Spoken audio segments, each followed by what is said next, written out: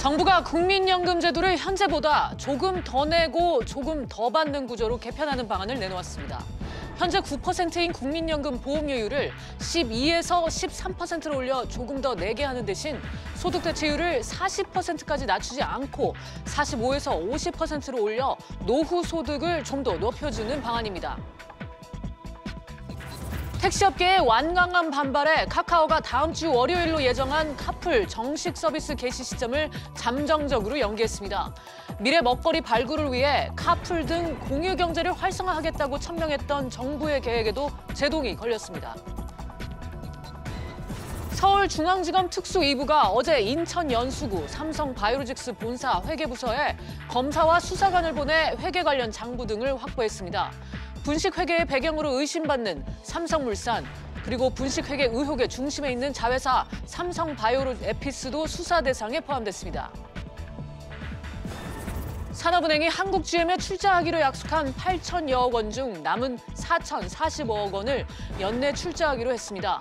지난 10월 한국GM이 일방적으로 연구개발 법인 분리를 결정한 이후 갈등을 빚어온 양측이 돌파구를 찾을지 주목됩니다. 이상희 씨가 주요 뉴스입니다. 정부가 국민연금을 지금보다 조금 더 내고 조금 덜 받는 방식의 개편안을 발표했습니다. 앞서 문재인 대통령이 국민 눈높이에 맞게 개편하라고 재검토를 지시한 지 한 달여 만입니다. 자세한 내용은 취재기자 연결해 알아보겠습니다. 조슬기 기자. 네, 조슬기입니다. 네, 먼저 개편안 주요 내용 전해주시죠. 네, 오늘 나온 국민연금 개편안의 핵심은 조금 더 내고 조금 더 받자 이렇게 요약됩니다. 보건복지부가 모두 4개의 개편안을 내놨는데요.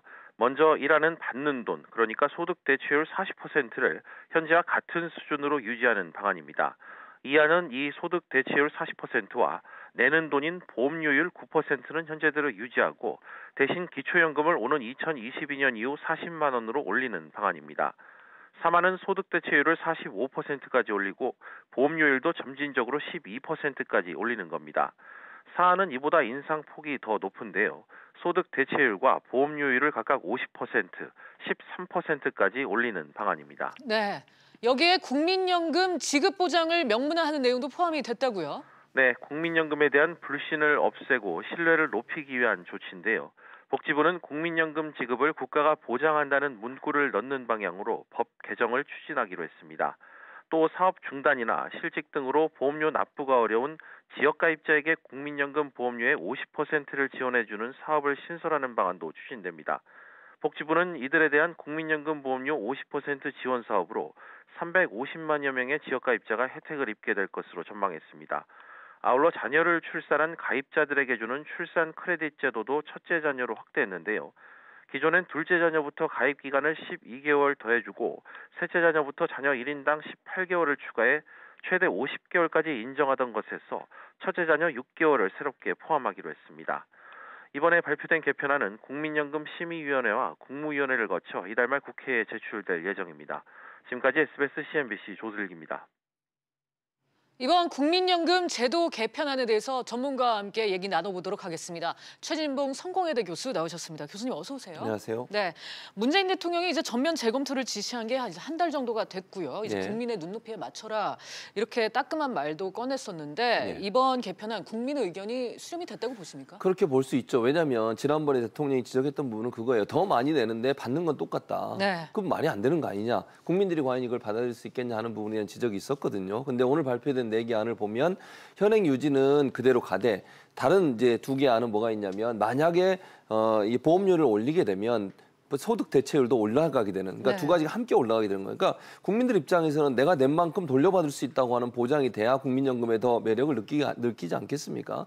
그런데 처음에 지금 보건복지부에서 처음 보고했던 내용들을 보면 그런 내용이 아니라 지금 고갈 상태가 계속 악화되고 있으니 더 내긴 하되 받는 거는 그대로 받자 이런 얘기를 했었거든요. 네. 거기에 대해서 대통령께서 그거는 국민 정서에 맞지 않다고 해서 바꿨는데 이번에 나온 걸 보면 현행 유지로 하면 그대로 가는 것이고, 그러니까 더 줄어들지 않는 거죠. 네. 그리고 보험료율도 그대로 가는 것이고, 또 보험료를 만약 올리게 되면 소득 대출도 함께 올려져서 낸 만큼 되돌려받는 그런 구조로 가자고 하는 것이니까 일정 부분 국민 정서에 맞다고 보는 것이 맞을 것 같습니다. 네, 앞서 저희 기자도 얘기를 했지만 조금 더 내고 조금 더 받자 이게 골자인 것 같습니다.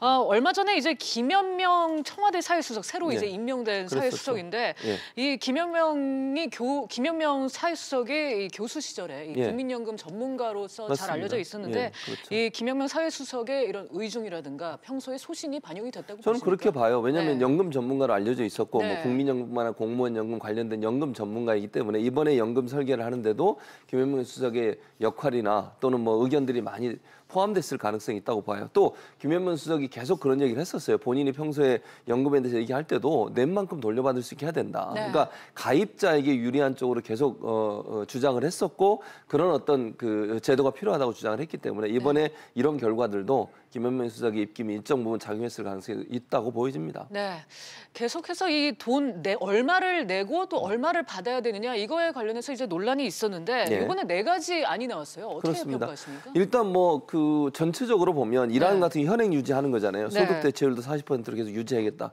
이게 이제 가장 불만이 있었던 게 아까도 말씀드렸지만 소득 대체율이 떨어지는 것에 대한 불만이었거든요. 그걸 떨어뜨리지 않고 계속 가겠다는 것이고요. 이 안 같은 경우에는 다 같은데 기초연금을 40만 원으로 점차 올리겠다고 얘기했어요. 네. 그러니까 전체적으로 소득 대체율은 40%로 맞추고 기초연금도 40만 원으로 올려서 실제적으로 받는 돈이 좀 더 높아지게 만드는 것이고요. 3안 같은 경우는 소득 대체율을 45%로 올려준다. 그러니까 지금 현재 40%로 돼 있는 거를 45%로 올리고 대신 보험료율도 9%에서 5년마다 한 번씩 1% 올려서 12%까지 올리는 방안. 그 마지막 4안은 뭐냐면 소득 대체율을 50%까지 올리는 거예요. 그러나 대신 보험료율은 9%가 아니라 13%까지 올리는 방안. 이런 방안이 4가지가 있는데 이제 물론 4가지 중에 어떤 방안을 채택할지는 두고 봐야 되겠습니다만 국회까지 통과를 해야 되니까.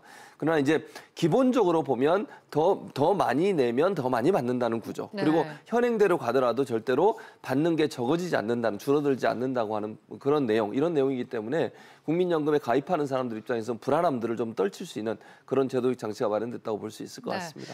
전반적으로 이제 우리나라 국민 이제 인구가 점차 이제 준다는 그렇죠. 이제 줄 수 맞습니다. 있다는 그런 우려가 커지다 보니까 예. 이 그에 따른 재정에 대해서 우려하는 목소리가 컸습니다. 이번 그렇습니다. 안에서는 재정 문제는 그렇게 크게 없을까요? 아니 재정 문제가 있을 가능성이 있죠. 왜냐하면 네. 방금 말씀하신 것처럼 소득을 그러니까 버는 사람은 적고 연금을 받아야 될 사람이 많게 되면 재정에 네. 여러 가지 문제가 생길 수 있는데 첫 번째는 이렇게 볼 수 있을 것 같아요.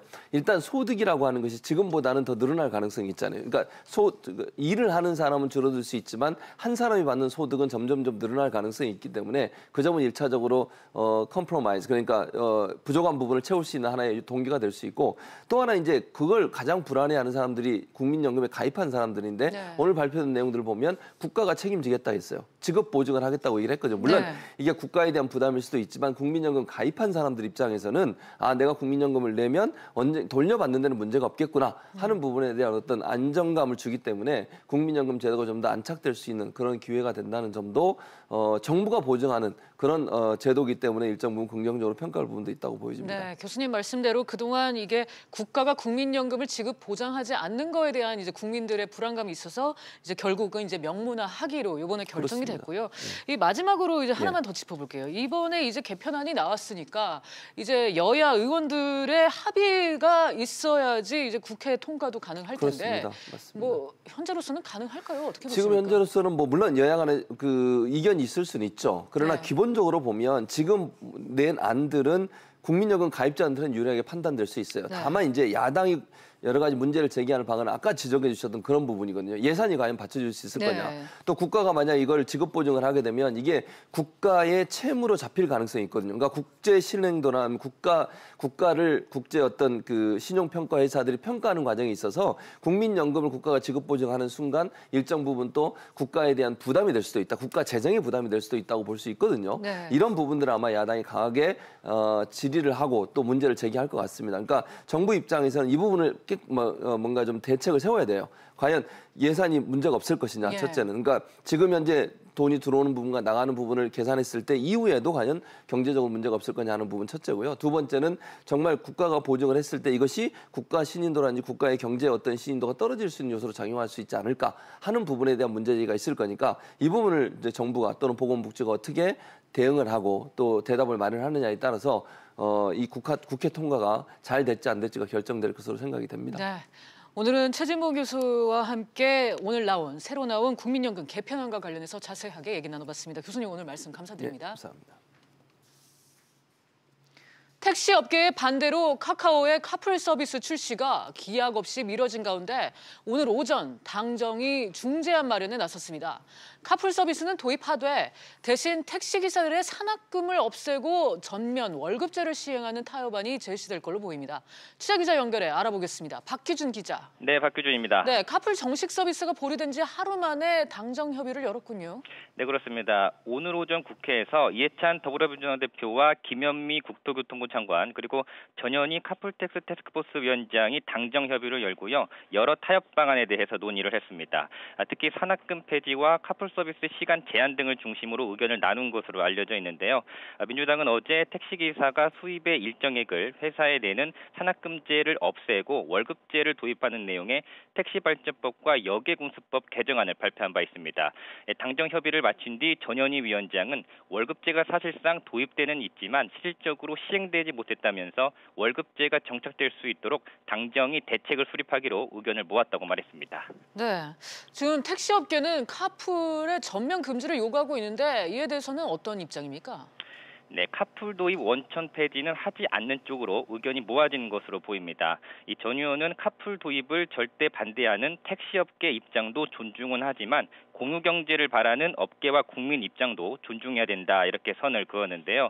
택시요금 인상에 대해서는 택시요금을 올리는 건 검토하고 있지 않다면서 요금제보단 서비스를 다양화하는 방안을 검토하고 있다고 말했습니다. 여당과 정부는 오늘 오전 당정협의회에서 나온 타협안을 토대로 해서 최종 중재안을 마련해 다음 주에 공식 발표하기로 했습니다. 네, 이렇게 강력한 반대 여론에 부딪힌 카카오 난감한 상황일 것 같은데 정식 서비스를 언제 내놓겠다 이런 입장은 없습니까? 네, 우선 카카오는 지난 7일 시행한 시범 서비스는 계속 유지한다는 계획입니다. 이 카풀 서비스의 기술적인 문제와 카풀이 실제 택시업계에 미치는 영향을 파악하기 위해서라는 게 카카오 측 설명인데요. 정식 서비스에 대해서도 카카오는 연기는 하지만 무기한 연기는 절대 아니다 이렇게 강조하고 있는데요. 정부의 타협안에 대한 택시업계 등의 반응 등 여러 가지 상황들이 앞으로 변수가 될 것으로 보입니다. 지금까지 SBS CNBC 박규준입니다. 문재인 대통령이 오늘 16명의 대규모 차관급 인사를 단행했습니다. 경제정책을 총괄하는 기획재정부는 1, 2차관이 모두 바뀌었습니다. 취재기자 연결합니다. 김한진 기자. 네, 김한진입니다. 네, 차관급 인사가 경제부처 중심으로 이루어졌죠? 네, 우선 기획재정부 1차관과 2차관이 모두 교체된 점이 눈에 띄는데요. 1차관에는 이호승 청와대 일자리기획비서관, 그리고 2차관에는 구윤철 기재부 예산실장이 임명됐습니다. 당초 기재부 2차관 후보로 거론됐던 차영환 경제정책비서관은 현재 공석인 국무조정실 제2차장으로 발탁됐습니다. 세 사람 모두 행정고시 32회 동기에 서울대 경제학과 출신이라는 공통점을 지녔는데요. 이번 차관급 인사에 포함된 16명 가운데 서울대 졸업이 9명으로 강세를 보였습니다. 또 국토부 제1차관에는 박선호 국토도시실장, 그리고 중기부 차관에는 김학도 한국산업기술진흥원 원장이 임명됐고요. 과기부 제1차관은 문미옥 대통령 비서실 과학기술보좌관이 발탁됐습니다. 네, 이제 문재인 정부가 집권 3년 차를 맞이하는데 전열을 가다듬는 모습이군요. 네, 이번 인사는 문재인 정부가 지난 11일 홍남기 경제부총리 취임을 시작으로 연내 2기 경제팀의 진용을 꾸려 집권 중반기를 맞이한다는 의미가 담긴 것으로 풀이됩니다. 이런 이유로 개혁 중심이었던 1기 국정 운영과 궤를 달리해 이른바 민생 경제에 초점을 맞추기 위해 원팀으로 뛰어야 하는 부처들이 다수 포함됐습니다. 또 청와대 핵심 비서관들이 내각에 포진하는 것 또한 이제는 국민이 체감할 만한 성과로 경제 내각의 면모를 보여주겠다는 문 대통령의 의지라는 분석입니다. 아울러 청와대 일자리 비서관과 경제 비서관 자리가 비면서 앞으로 청와대 비서진 개편도 이어질 것이라는 전망입니다. 지금까지 SBS CNBC 김한진입니다.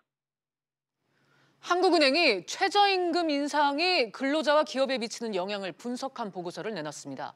최저임금이 오르면 저임금 근로자의 급여가 감소한다는 분석 결과가 나왔는데요. 자세한 내용 취재기자 연결해 알아보겠습니다. 류정은 기자. 네, 류정은입니다. 네, 최저임금을 올리면 오히려 저임금 근로자의 월급이 줄어든다. 선뜻 이해가 안 가는데 어떻게 이런 결과가 나온 겁니까?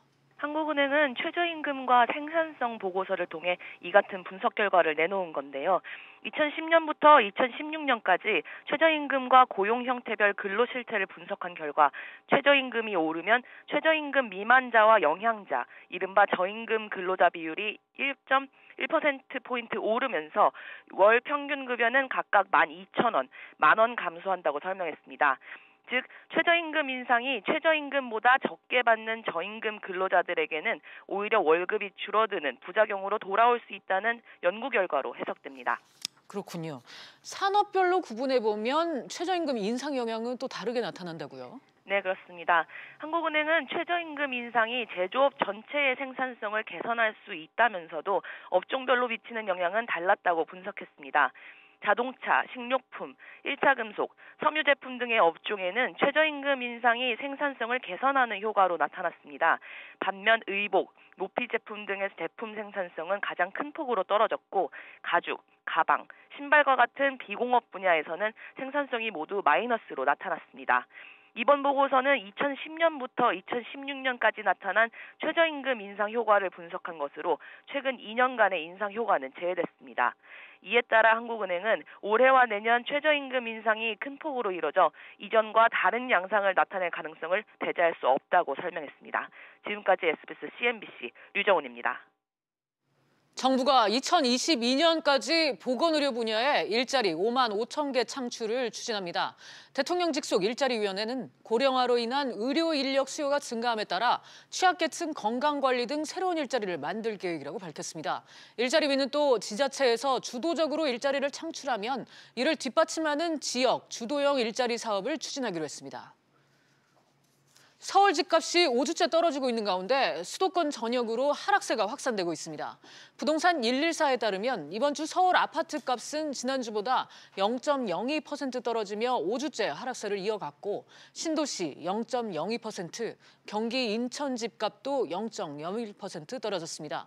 서울을 비롯한 수도권 전역이 일제히 마이너스 변동률을 기록한 건 지난 2014년 5월 말 이후 처음입니다. 서울의 고가 대형 아파트가 줄줄이 경매 시장에 나왔습니다. 지지옥션에 따르면 18억 원대 도곡동 타워 팰리스와 35억 원대 성수동 갤러리아 포레 등의 매물 가일이 잡혔다고 밝혔습니다.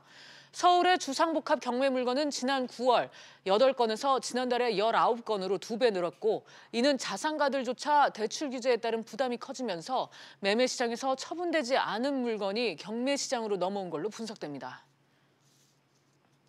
검찰이 삼성바이오로직스 분식회계 의혹 사건과 관련해 본격 수사에 들어갔습니다. 또 금융감독원은 셀트리온 헬스케어의 분식회계 여부에 대한 감리에 들어간 걸로 알려지면서 바이오 업계가 또다시 술렁이고 있습니다. 취재기자 연결합니다. 윤지혜 기자. 네, 윤지혜입니다. 네, 분식회계 혐의로 고발된 삼성바이오로직스에 대해 검찰이 수사에 나섰군요. 네, 어제 검찰이 삼성바이오로직스 본사 그리고 자회사인 삼성바이오에피스와 삼성물산 등을 전격 압수수색했습니다. 금융위원회가 지난달 삼성바이오를 외부 감사에 관한 법률 위반 등의 혐의로 검찰에 고발한 지 20여일 만입니다. 네, 그런데 압수수색 대상에 삼성물산도 포함이 됐네요. 네, 그렇습니다. 이재용 삼성전자 부회장의 경영권 승계와의 연관성까지 따져보겠다는 것으로 풀이됩니다. 일각에서는 이번 사건의 발단이 삼성바이오로직스의 모회사였던 제일모직과 삼성물산의 합병에 있다고 보고 있는데요. 이 부회장이 대주주였던 제일모직의 가치를 높게 평가해 두 회사를 합병한 뒤 삼성그룹 전체에 대한 이 부회장의 지배력을 높였다는 겁니다. 검찰은 우선 금융감독원 감리 결과와 증선이 고발 내용 그리고 이번 압수수색으로 확보한 삼성바이오 회계 관련 자료 등을 검토해 관련자들을 소환 조사할 방침입니다. 네, 이렇게 삼성바이오 분식회계 논란이 계속해서 이어지는 가운데 이번엔 셀트리온 헬스케어가 논란이 되고 있어요. 네, 그렇습니다. 금융감독원이 코스닥 시가총액 1위 기업인 셀트리온 헬스케어에 대해 분식회계 여부에 대한 감리에 들어간 것으로 전해졌습니다. 셀트리온 헬스케어는 모회사이자 국내 최대 바이오 기업 셀트리온의 바이오 복제약을 독점 판매하고 있는데요. 분식회계 의혹에서 쟁점이 되는 건 판권을 되판게 영업활동에 따른 매출로 볼 수 있는지 여부입니다. 지난 6월 셀트리온 헬스케어가 셀트리온의 바이오 의약품 국내 판매권을 셀트리온에 되팔아서 218억 원을 받은 뒤 이 돈을 매출로 처리했습니다. 셀트리온 헬스케어가 지난 2분기 152억 원의 영업이익을 기록했는데 셀트리온의 국내 판권을 넘기면서 받은 금액 덕분에 적자를 면했습니다. 회사 측은 이게 영업활동이라는 주장이지만 판권을 산 셀트리온도 이에 맞게 회계 처리를 했는지도 들여다볼 부분입니다. 지금까지 SBS CNBC 윤지혜입니다. 산업은행이 결국 한국GM의 경영 정상화 지원 잔금을 치르기로 했습니다. 법인 분리 문제로 미뤄졌던 나머지 4천여억 원을 출자하는 건데요. 취재기자 연결하겠습니다. 안지혜 기자. 네, 안지혜입니다. 네, 산업은행이 한국GM의 연내 추가 지원을 결정했다고요? 그렇습니다. 한국GM은 시설자금 4,045억 원 조달을 목적으로 제3자 배정 유상증자를 결정했다고 밝혔습니다. 이대주주인 산은이 한국GM의 우선주 1,190만 6천여 주를 주당 33,932원에 배정받게 되는데요. 유상증자에 참여하기 위한 최종 납입기일은 26일입니다. 산은은 현재로서는 이날까지 예정대로 자금을 집행할 방침입니다. 한국GM은 이번 조달 자금을 신차 개발과 또 각종 생산 설비 투자 비용으로 사용할 계획이라고 밝혔습니다. 앞서 산업은행은 지난 4월 한국GM의 10년 유지를 조건으로 약 8,100억 원 지원을 약속했는데요. 절반을 이미 지난 6월 집행했습니다. 네, 산은이 그간 추가 지원을 미뤄왔는데 이렇게 입장을 바꾼 이유는 뭔가요? 네, 그동안 이동걸 산은 회장까지 나서면서 출자가 철회되는 게 아닌가 하는 관측도 나왔었습니다. 출자 중단이 곧 경영 정상화 합의 파기 시그널이 될 수 있고 이 경우에는 GM의 한국철수 빌미를 제공할 수 있기 때문에 철회는 사실상 불가능했습니다. 하지만 GM의 태도 변화 역시 이번 출자에 영향을 준 것으로 보입니다. 최근 법원이 법인 분리 절차를 중단해달라는 산은의 가처분 신청을 인용하고 한국GM이 결국 그간 거부해왔던 경영계획 자료를 산은에 제출하면서 산은 입장에서는 더 이상 출자를 미룰 명분이 약해졌기 때문입니다. 이제 관심은 향후 한국GM의 행보입니다. 다시 법인 분리를 시도할지 또 이 과정에서 산은이 어떤 역할을 할지에 따라서 한국GM 사태는 새로운 국면을 맞을 것으로 예상됩니다. SBS CNBC 안지혜입니다. 정부가 주가 조작 등을 통해 얻은 부당이득을 환수하기 위한 방안을 마련하고 있습니다. 무슨 얘기인지 취재기자 연결해 알아보겠습니다. 김성현 기자. 네, 김성현입니다. 네, 정부가 부당이득금 산정 체계를 손보기로 했다고요? 네, 그렇습니다. 주가를 조작해 부당한 이득을 얻고도 아무런 금전적 손해를 보지 않는 경우를 막기 위해서인데요. 현행법상 시세 조정 등 불공정 거래 행위를 하면 1년 이상 유기징역에 처하고 관련 이익이나 회피한 손실액에 대해선 최대 5배 벌금형이나 과징금이 부과됩니다. 그러나 벌금과 과징금을 산출하는 명확한 기준이 없어 부당이득을 제대로 계산하지 못해 실제 부과로 이어지지 못하는 상황이 발생하고 있습니다. 이를 막기 위해 금융위원회는 법무부와 검찰과 공동으로 부당이득금 산정 태스크포스를 만들고 자본시장법을 개정하는 방안을 마련 중입니다. 네, 그렇다면 이번 개정안에는 구체적으로 어떤 내용이 담기는 거죠? 네, 주가 조작 등 부정한 방법으로 이득을 얻었을 경우 해당 금액을 산정하고 환수하는 방법이 핵심 내용인데요. 현재 부당이득 금액을 산정할 수 있는 일종의 계산식을 법에 반영하는 것이 가능한지 검토하고 있는 단계입니다. 아울러 산정한 부당이득을 어떠한 형태로 환수 조치할 것인지에 대해서도 관계부처가 협의하는 중이라고 밝혔습니다. 부당이득금 산정 태스크포스는 입법조사처와 논의를 거쳐 이르면 내년 초 관련한 발표와 함께 법 개정을 추진할 계획입니다. 지금까지 SBS CNBC 김성현입니다.